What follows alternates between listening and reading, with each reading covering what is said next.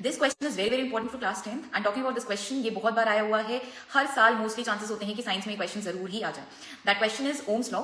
Ohm's law क्या बताता है? सिंपल सी बात ध्यान रखो। ओम्स लॉ ऐसा कहता है, पहले मैं आपको हिंदी में बताती हूँ। ऐसा कहता है कि कोई भी कंडक्टर है, कोई भी वायर ले लो, कोई भी कंडक्टर ले लो, उस कंडक्टर के थ्रू जितना करंट फ्लो कर रहा है वो डायरेक्टली प्रोपोर्शनल है कि उस कंडक्टर के अक्रॉस पोटेंशियल डिफरेंस कितना है, कितना वोल्टेज है, कितना वोल्टेज उसके अक्रॉस है, वो उसके प्रोपोर्शनल क्या होता है, कितना करंट उसके अंदर फ्लो करने वाला है।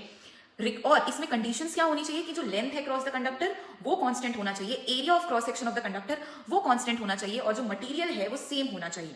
समझे?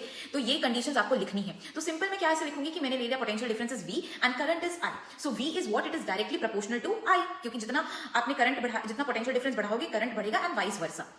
ठीक है, तो अगर मैं ये कांस्टेंट हटाती हूं तो कोई ना कोई, जो ये प्रोपोर्शनैलिटी का साइन है उसे हटाती हूं तो कोई ना कोई कांस्टेंट आता है, और यहाँ पे जो कांस्टेंट आता है that is resistance. So V is equal to, मैंने ये कांस्टेंट जो प्रोपोर्शनैलिटी का साइन उसे हटाया और इज इक्वल टू लगाया, और साथ में I के साथ क्या मल्टीप्लाई किया, that is R which is resistance. So V is equal to I R, this is your Ohm's law. R जो है that is the resistance of the conductor, उसका यूनिट क्या होता है, ऐसा unit that is ohm. V का ऐसा unit क्या होता है, वोल्टेज, और I का ऐसा यूनिट क्या होता है, दैट इज एम्पियर। ये याद रखना, इस पे कई बार ऐसे ग्राफ भी बन जाता है। अगर मैं V और I के बीच में ग्राफ बनाऊं तो स्ट्रेट लाइन आएगा, क्योंकि वो डायरेक्टली प्रोपोर्शनल है।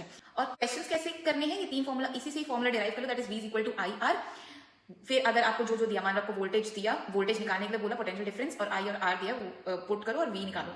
और ऐसे अगर आपको करंट दे दिया तो करंट क्या हो जाएगा, V अपॉन में R। और सिंपल अगर आपको ऐसे रेजिस्टेंस दे दिया तो दैट इज V अपॉन में I। या that's it for today. Do let me know what else you want. All the very best.